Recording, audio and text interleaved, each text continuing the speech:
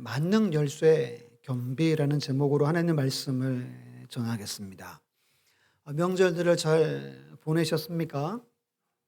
전 오랜만에 명절에 대구를 다녀왔습니다.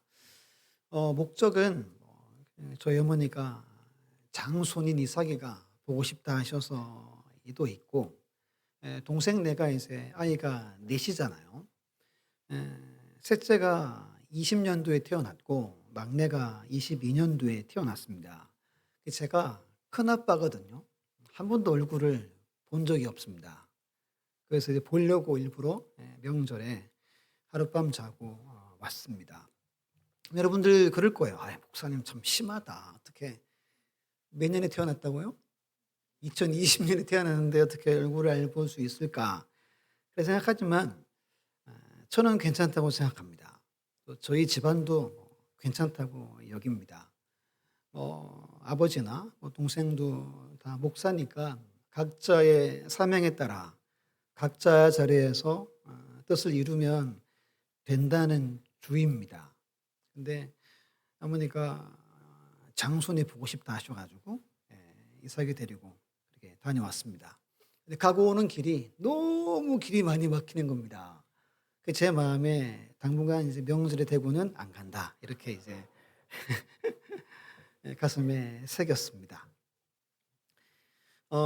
지금 이제 몇 분들하고 이제 보례를 하고 있거든요. 그래서 여쭤봤더니 다들 기니까 아주 알차게 여기저기 참 잘 다녀오셨더라고요.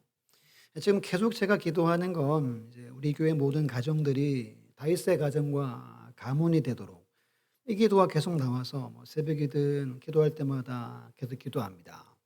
여러분도 이 꿈을 꾸셨으면 좋겠습니다.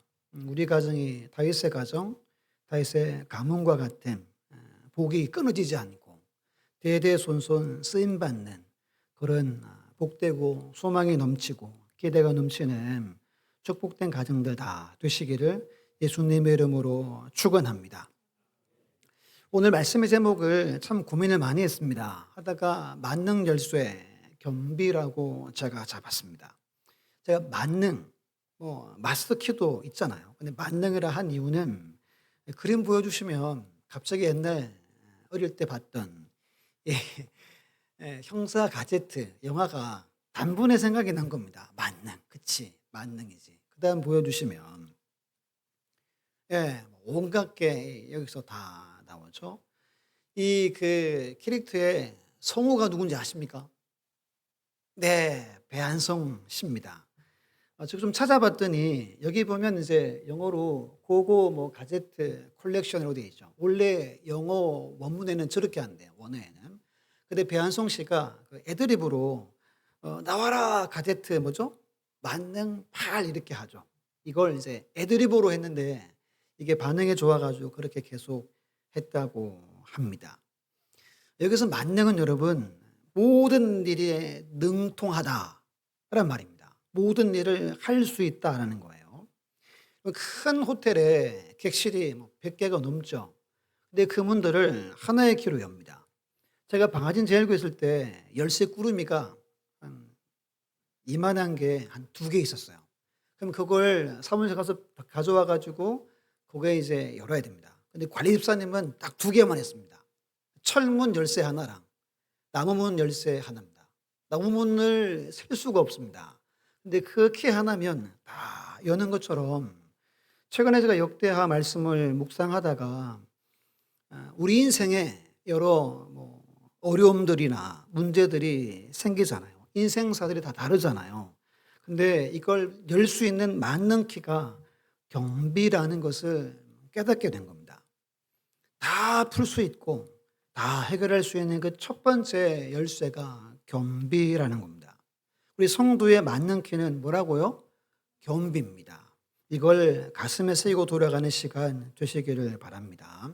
오늘 성경 말씀 보면 11절과 12절은 시간상에 아주 큰 차이가 있습니다. 11절 보면 솔로몬이 여호와의 전과 왕궁 건축을 마칩니다.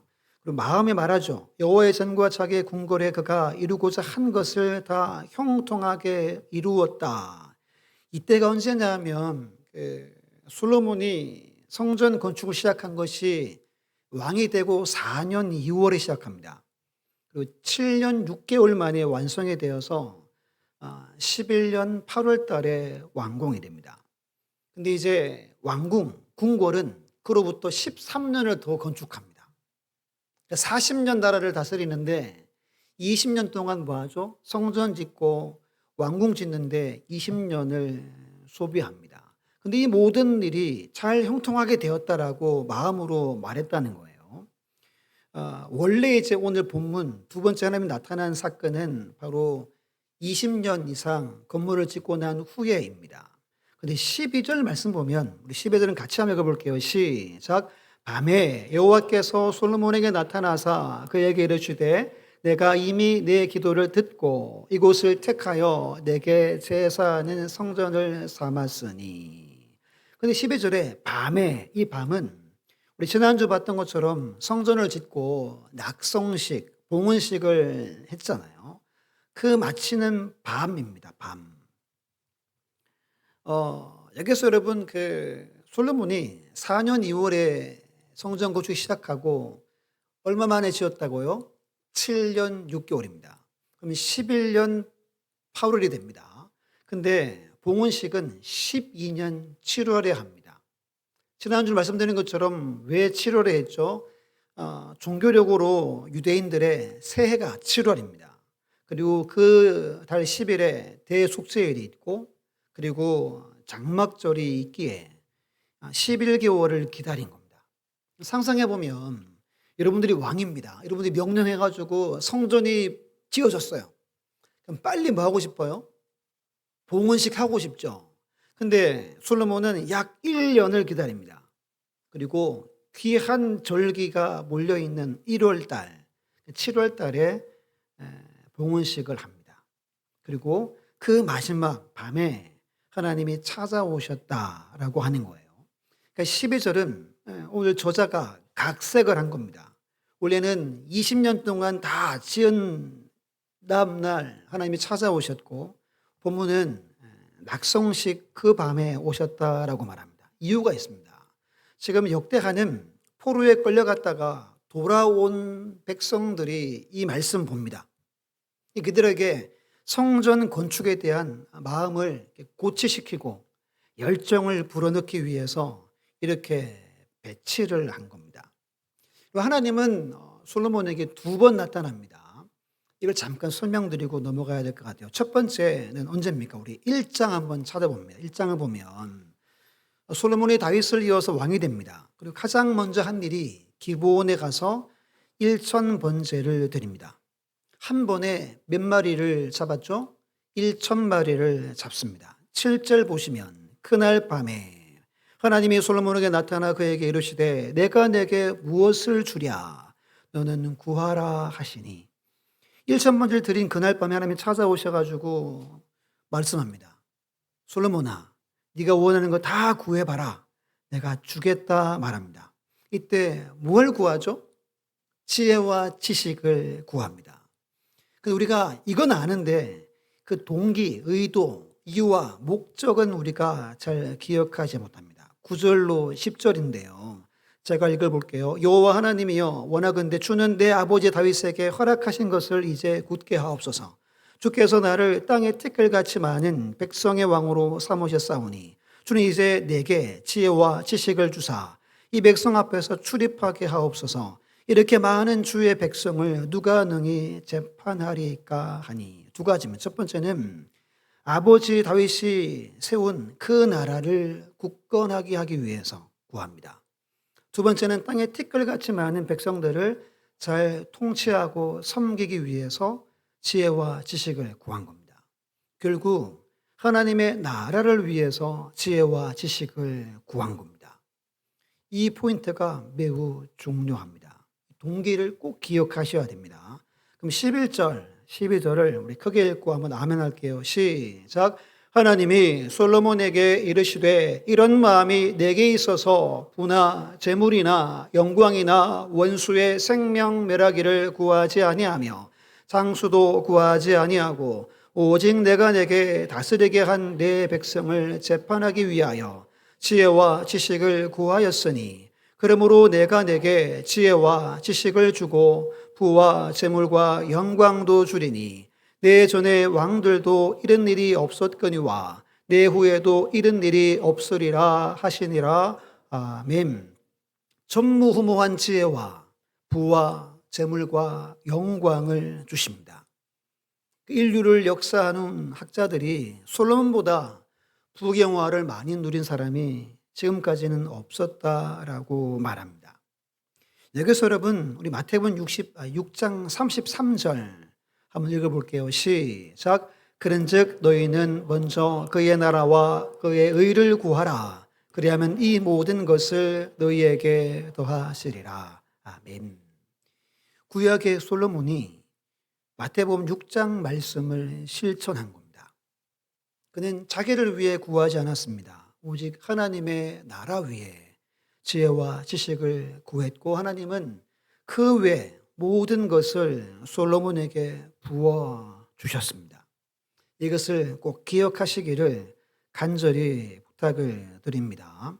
그럼 두 번째 나타나시는 것이 오늘 본문입니다. 오늘 12절을 중심으로 한번 살펴보고자 합니다. 이제 2주 동안 낙성식이 이루어졌죠. 장막절이 연이어 이루어졌습니다. 십계명에 들어있는 언약궤를 성전에 안치합니다.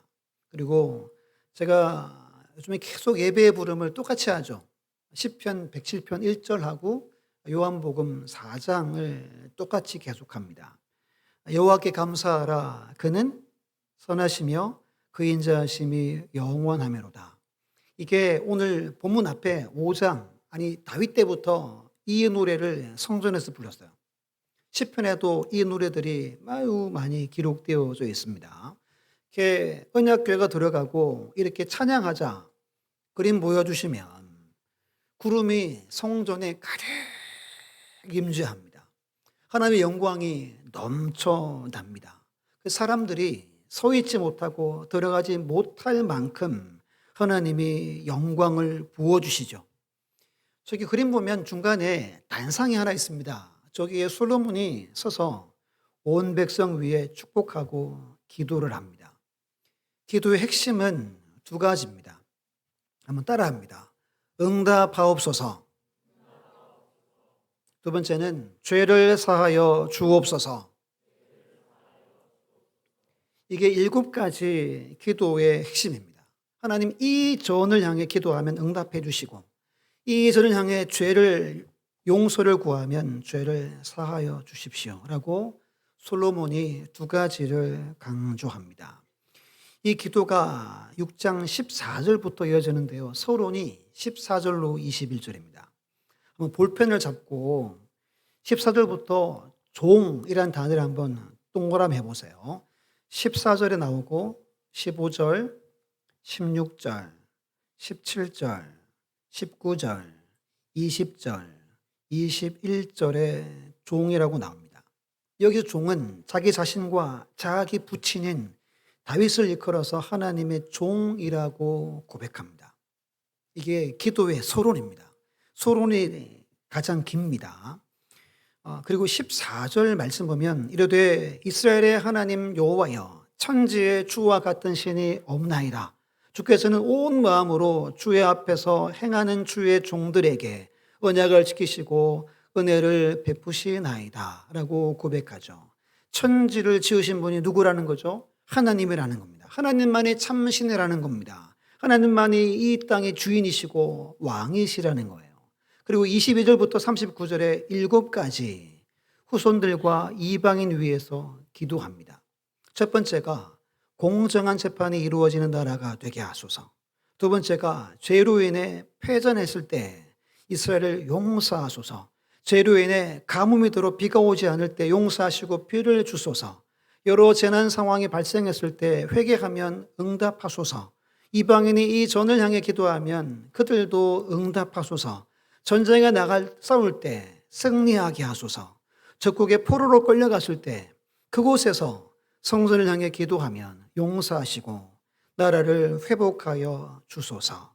7가지 중보 기도를 길게 합니다. 결국 여러분 이 기도의 핵심 뭐죠?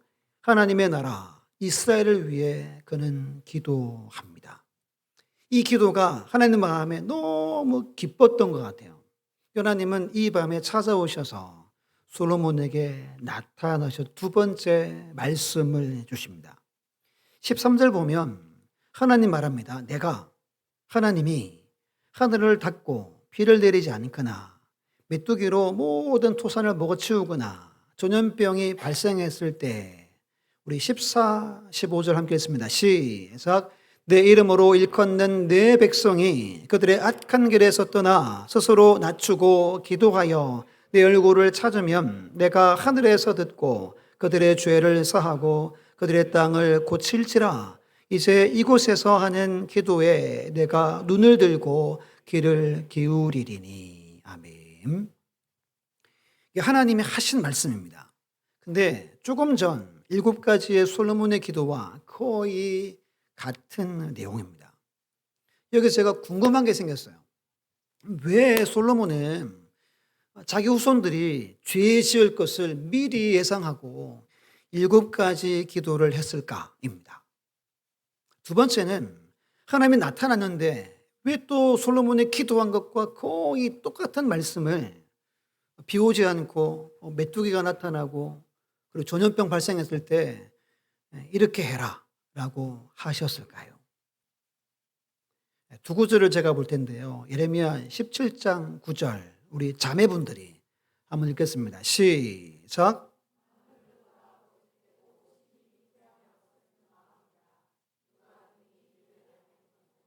아멘. 천하 만물보다 거짓되고 부패했다는 건 썩었다는 거예요. 어디가? 누구 마음이? 내 마음입니다. 제 마음이. 저 이성환의 마음이 썩었다는 거예요. 부패했다는 겁니다. 우리 자녀들의 마음도 마찬가지면 저기 지금 헤매고 있는 우리 아이들 있죠? 저 아이들 마음이 착해 보이지만 성경에서는 다 부패하고 썩었다는 거예요. 왜 그렇습니까? 로마서 5장 12절 우리 형제들이 읽습니다. 시작. 그러므로 한 사람으로 말미암아 죄가 세상에 들어오고 죄로 말미암아 사망이 들어왔나니 이와 같이 모든 사람이 죄를 지었으므로 사망이 모든 사람에게 이르렀느니라. 아멘. 여기서 죄는 원죄를 말합니다. 최초의 인간 아담이 하나님 말씀에 순종하지 않습니다. 불순종하고 반역합니다. 그 죄를 원죄라고 하죠. 우리는 모두 원죄를 품고 태어납니다. 그래서 하나님을 싫어합니다. 예배를 싫어하고 하나님의 마음을 헤아리기를 싫어합니다. 근데 예수 그리스도의 보혈의 은혜를 우리가 경험하게 되면 그 은혜로 이 죄는 씻겨지게 됩니다. 이 원죄의 문제가 해결됩니다. 여러분들은 이 원죄의 문제가 해결되셨습니까? 예수 십자가의 보혈의 은혜를 여러분 입었습니까? 중요합니다. 아멘 안 하시면 안 되는데요. 원죄가 해결되셨습니까? 이 확신이 우리에게 있어야 합니다. 근데 우리 안에 원죄는 없어요. 근데 우리 안에 여전히 죄를 짓는 우리의 욕심과 지난주 살펴봤던 것처럼 탐심, 정욕이 있습니다. 이게 얼마나 강한지 성령과 싸우죠. 날마다 싸웁니다. 누가 이깁니까?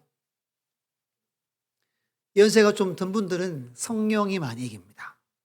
여기 우리 팔팔한 우리 아이들이나 우리 젊은 분들은 이 우리 안에 있는 이 정욕이 성령도 다스립니다. 우리는 다 그런 인간들입니다. 그래서 솔로몬도 자기 자녀들이 걱정된 겁니다. 하나님도 이미 다 하시고 만능 열쇠 하나를 우리 인간에게 주신 거예요. 그게 여러분 겸비라는 겁니다. 그러면 첫 번째 겸비란 무엇인가? 간단합니다. 겸손하게 자기를 낮추다라는 뜻을 가지고 있습니다. 겸손할 겸 낮을 비를 쓰죠. 스스로 낮추고 14절에 나오는 것이 겸비입니다. 이게 여러분 우리 성도의 만능 키입니다. 마스터 키입니다. 모든 문제를 해결할 수 있는 첫 번째가 스스로 낮추어서 겸손한 거예요. 그러면 하나님이 겸비를 우리에게 원하시는 목적이 있습니다. 겸비의 목적은 오늘 본문의 세 가지입니다. 첫 번째는 악한 길에서 떠나게 합니다. 여러분, 죄인이 죄악의 길과 악한 길에서 떠나기까지는 가장 먼저 스스로 자기가 뭔지 알아야 되죠. 죄인인지를 깨달아야 됩니다. 아무리 큰 죄를 지어도 깨닫지 못하면 그 악한 길에서 떠날 수가 없습니다. 예를 들면 누가복음 15장 탕자의 비유를 한동안 한 달 정도 말씀을 나눴었죠. 어느 지역에 아주 부자인 아버지가 있습니다. 둘째 아들이 찾아와서 자기의 유산을 미리 계산해서 달라고 요청합니다. 그때 설명드렸죠. 이 당시 고대에 어떤 문헌에도 이러한 예가 없었다고, 성경만 있다 그랬습니다. 아버지는 큰아들과 두 아들에게 유산을 다 정리해서 나누어 줍니다. 이 둘째 아들이 며칠 만에 그 모든 부동산을 다 팔아버리고 아버지의 품을 떠납니다. 다시는 돌아오지 않겠다고 떠난 겁니다. 다시는 내가 아버지 밑에 살지 않고 내가 주인 되어 왕으로 살겠다고 아버지를 떠납니다. 누구의 모습이죠? 최초의 죄를 범했던 아담의 모습입니다. 아담이 선악과를 고민 끝에 먹습니다. 스스로 뭐가 되려고요? 스스로 왕이 되려고 하나님의 자리를 빼앗기 위해 그는 선악을 알게 하는 나무 열매를 먹습니다. 그럼 성경을 잠깐 보면 누가복음 15장 13절로 16절 보여주시면 먼 나라에 가 거기서 허랑방탕하여 그 재산을 낭비하더니 다 앞센 후 그 나라에 뭐가 들어요? 그게 흉년이 듭니다. 그래서 어떻게 됐죠? 궁핍하게 됩니다. 우리 15, 16절 함께 읽어볼게요. 시작. 가서 그 나라 백성 중 한 사람에게 붙여 사니 그가 그를 들로 보내어 돼지를 치게 하였는데 그가 돼지 먹는 쥐염 열매로 배를 채우고자 하되 주는 자가 없는지라. 아멘. 다 금세 날려버립니다. 아마 이렇게 생각했죠. 자기가 아마 자신만만해서 뭐라고 해서 내가 떵떵거리고 살아야지 라고 마음을 먹었지만 다 날려버립니다. 마침 하나님이 큰 흉년을 들게 합니다. 배를 골습니다. 그래서 그 지역의 사람이 찾아갔더니 여기 붙여 산다라는 단어가 중요합니다. 자기는 왕 되려고 집을 떠났습니다.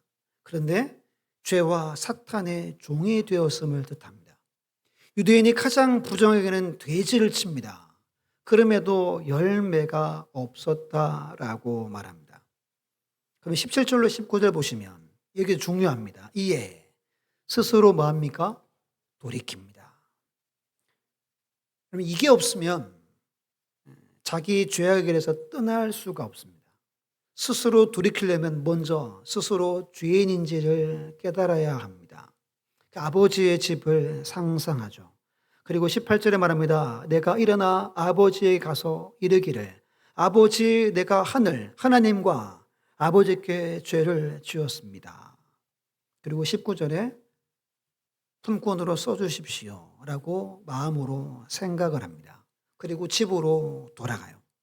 악한 길에서 떠날 수 있는 방법은 우리가 겸비하지 않으면 우리의 악한 길을 벗어날 수가 없다고 성경은 우리에게 고발하는 겁니다. 한없이 낮아지고 한없이 스스로 낮추지 않으면 우리가 가는 잘못된 길을 벗어날 수가 없어요. 이게 성경의 첫 번째 중요한 메시지입니다. 열왕기상 21장 29절을 함께 읽어볼게요. 시작. 아합이 내 앞에서 겸비함을 내가 보느냐? 그가 내 앞에서 겸비함으로 내가 재앙을 그의 시대에는 내리지 아니하고 그의 아들의 시대에야 그의 집에 재앙을 내리리라 하셨더라. 아멘. 아합 왕이 얼마나 악한 왕입니까? 근데 이 왕도 순간 잠시 겸비합니다. 그리고 자기의 죄를 잠깐 돌이켰다는 거예요. 겸비하지 않으면 우리의 인생길에 악한 길에서 떠날 수가 없음을 기억하시기를 간절히 바랍니다. 두 번째는 이게 중요한데요. 겸비한 자가 누구를 찾습니까? 하나님을 찾게 됩니다. 7가지 중보기도 중에 죄로 인해서 나라가 패하고 비가 오지 않고 재난이 발생하고 적국에 끌려갔을 때 뭐라고 하죠? 겸비한 사람은 누구를 찾아요? 성전의 주인이신 하나님의 얼굴을 찾습니다. 이게 여러분 겸비해야 할 목적입니다. 별 5개 제가 주부에 해놨잖아요. 이 이유입니다.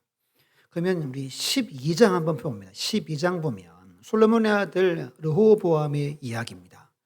1절을 우리 형제분들이 읽고 2절을 자매가 읽습니다. 12장 1절 형제들 시작.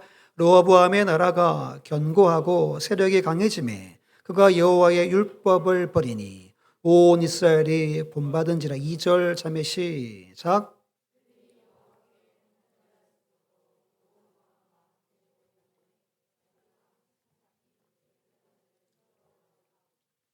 3절 보면 헤아릴 수 없을 만큼의 대적들이 예루살렘까지 치고 들어옵니다. 5절 끝에 보면 스마야가 말합니다. 여호와께서 이같이 말씀하시기를 너희가 뭐 했대요? 나를 버렸으므로 나도 너희를 버려 시삭의 손에 넘겼노라 하셨다 한지라. 이 말씀을 하나님이 주십니다. 6절 말씀, 우리 6절 7절을 함께 읽습니다. 시작. 이에 이스라엘 방백들과 왕이 스스로 겸비하여 이르되 여호와는 의로우시도다 하매 여호와께서 그들이 스스로 겸비함을 보신지라.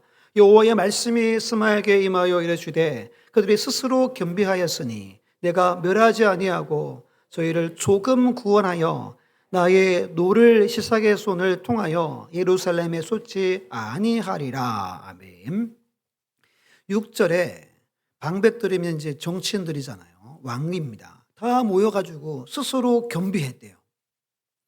여호와는 의로우시다. 이게 뭐냐면 하나님은 공의로우시다라는 말입니다. 하나님을 찾았다는 거예요. 그래서 하나님이 다 구원하지 않고 얼만큼 구원했대요? 조금 구원했대요. 참 중요한 표현입니다. 그들을 다 물리치지 않고 하나님이 시삭의 종이 되게 하셨다라는 말입니다. 하지만 그 어려움 가운데 스스로 겸비하여 누구를 찾았어요? 하나님을 찾았다는 게 중요합니다. 하나님을 찾자 하나님은 이들에게 은혜를 베풀어 주십니다. 하나 더 예를 들면 요나서에 보시면 요나를 니느웨에 보내죠. 니느웨가 어디의 수도인지 아십니까? 아수르의 수도입니다. 아수르의 수도. 하나님이 가서 복음을 전하게 하죠. 40일이 지나면 니느웨 성은 무너집니다. 하나님이 심판합니다. 이걸 니느웨 전체에 전하라고 했습니다. 근데 3일 길인데 요나는 며칠만 걸었죠? 하루만 걷습니다. 싫었어요. 원수의 나라가 망하기를 원했습니다. 그럼 성경을 봅니다. 5절로 10절 보시면 니느웨 사람들이 하나님을 믿고 금식을 선포하고 높고 낮은 자를 막론하고 굵은 베옷을 입은지라. 그 일이 니느웨 왕에게 들림에 왕이 보좌에 일어나 뭐하죠? 자기 왕복을 벗고 굵은 베옷을 입고 제 위에 앉으니라. 왕과 그의 대신들이 조서를 내려 니느웨 선포에 이르되 사람이나 짐승이나 소떼나 양떼나 아무것도 입에 대지 말지니 곧 먹지도 말 것이요. 모두 마시지 말래요? 물도 마시지 말 것이며 사람이든지 짐승이든지 다 굵은 배를 입을 것이요. 힘써 하나님께 부르짖을 것이며 각기 악한 길과 손으로 행한 강포에서 떠날 것이며 하나님이 뜻을 돌이키시고 그 진노를 그치사 우리가 멸망하지 않게 하시리라. 그렇지 않을 줄 누가 알겠느냐 한지라. 하나님이 그들이 행한 것 곧 그 악한 길에서 돌이켜 떠난 것을 보시고 하나님의 뜻을 돌이키사 그들에게 내리라고 말씀하신 재앙을 내리지 아니하시니라. 아멘. 하나님은 이들을 멸망하려고 계획을 잡아 놓으셨습니다. 근데 하나님은 그들이 금식하고 굵은 베옷을 입었단 말은 애통하며 철저히 낮춘 것을 말하죠. 그리고 하나님을 찾습니다. 부르짖습니다. 하나님은 이들을 아무 일도 없는 것처럼 용서해 주십니다. 근데 요나는 이게 싫었어요. 저들이 망하기를 원했어요. 우리 일제가 망하기를 옛날에 많이 그랬잖아요. 똑같은 마음이었습니다. 근데 하나님이 이들의 겸비, 이들의 회개를 보고 용서해 주십니다. 하나만 더 봅니다. 우리 베드로전서 5장 5절 7절은 함께 읽고 아멘합니다. 시작. 젊은 자들아 이와 같이 장로들에게 순종하고 다 서로 겸손으로 허리를 동이라. 하나님은 교만한 자를 대적하시되 겸손한 자들에게는 은혜를 주시느니라. 그러므로 하나님의 능하신 수온 아래에서 겸손하라.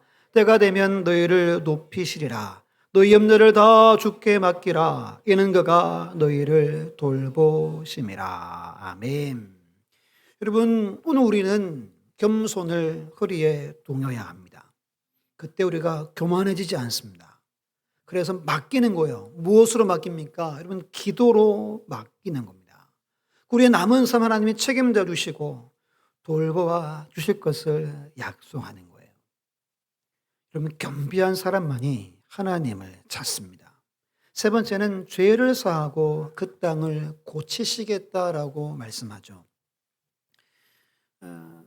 요즘 여러분 비가 많이 옵니다. 이번 주도 비가 며칠 잡혀 있죠. 또 계속 구름이 낍니다.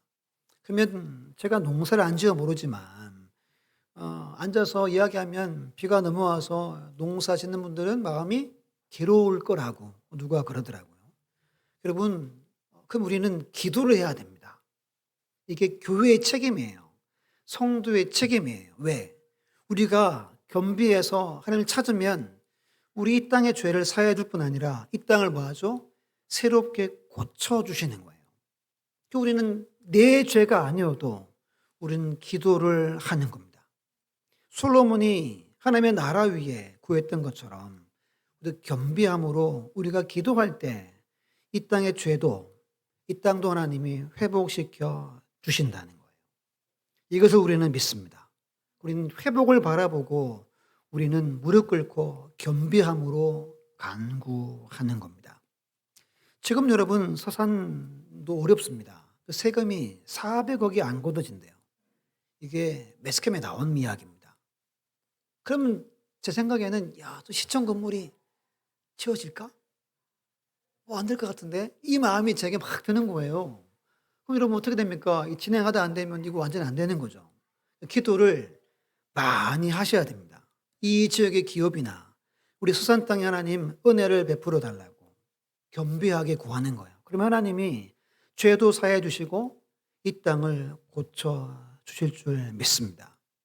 그럼 세 번째로 이렇게 설교를 마치려다가 이런 마음이 들었습니다. 21세기 성도들이 겸비하여 찾으려면 어떻게 해야 될까? 오늘 나가서 여러분 학교나 직장 가서 겸비해 보십시오. 그 사람들이 어떻게 여깁니까? 개무시합니다. 야, 쟤는 우리 밥이야. 이용하고. 그래서 우리는 나가서 어떻게 하죠? 괜히 센 척하죠. 없는 데 있는 척하고. 이게 현대인들의 삶입니다. 성경은 그렇게 말씀하고 있지 않은 거예요. 어디에서나 겸손하래요. 겸비하래요. 현대인 우리가 겸비하려면 두 가지가 필요할 것 같아요. 첫 번째는 성령을 좇아야 합니다. 성령을 따라야 됩니다. 14절에 내 이름으로 일컫는 내 백성인 우리는 성령의 전입니다. 고린도서 6장 말씀 보면 우리를 성령의 전이라고 말합니다. 즉 우리 안에 누가 계시죠? 성령님이 항상 계십니다. 근데 우리는 나의 생각과 계획과 내 의지대로 결정하고 살 때가 많습니다. 즉 육체의 수욕으로 살 때가 많죠. 육체의 수욕으로 살면 겸비하기가 쉽지 않습니다. 성령의 소요, 성령을 따라 살 때 겸비해서 하나님을 찾을 수 있으면, 두 번째는 환경과 상황을 통해 하나님의 음성을 들을 수 있어야 합니다. 음성은 성경 말씀을 통해 알 수 있죠. 기도하고 응답받아 알 수 있고 신앙서적 봐서 알 수 있습니다. 그리고 교회에서 영적 교제할 때 알 수 있습니다. 그리고 마지막이 환경과 상황입니다. 지금 내 환경과 상황을 보고 지각이 있는 분들은 압니다. 지금 내가 겸비할 때구나 라는 것을 하나님이 알게 하십니다. 특히 고난과 환란이 계속 찾아올 때 그때는 바짝 겸비할 때라는 겁니다. 그렇지 않으면 여러분, 우리 현대를 사는 우리는 겸비할 수가 없습니다. 여러분, 하나님은 우리에게 다윗에게 이런 말씀 주신 적이 있습니다. 사람의 매와 인생 채찍을 통해서 우리를 다루십니다. 그래서 낮추시는 거예요. 그때 우리는 바짝 낮아져야 됩니다. 그때 우리는 회복할 수가 있는 겁니다. 여러분, 성령을 따라 사시고 환경과 상황 보시고 주의 음성을 들어 날마다 겸비하는 우리 모두가 다 되시기를 예수님의 이름으로 축원합니다. 우리 마지막 구절 하나 남았죠. 우리 요한 3서 1장 2절 읽고 마칩니다. 시작. 사랑하는 자여, 내 영혼이 잘됨 같이 내가 범사에 잘되고 강건하기를 내가 간구하노라. 아멘. 이 마음이 요즘에 제 마음에도 많습니다. 이 말씀이. 여러분, 우리는 영적인 원리로 살아야 됩니다. 영순위는 우리 여러분들의 영혼입니다. 영혼. 그 다음 1순위, 2순위가 범사와 강건입니다. 이게 뒤집히면 안 됩니다. 우리는 영혼 위에 삽니다. 그러면 마태복음 6장 31절처럼 33절처럼 하나님 모든 삶을 책임져 주시는 거예요. 영적인 우선순위를 다시 잡으셔야 겸비할 수 있습니다. 그때 모든 문제가 해결되고 하나님의 역사를 경험하게 될 줄 믿으시기를 예수님의 이름으로 축원합니다.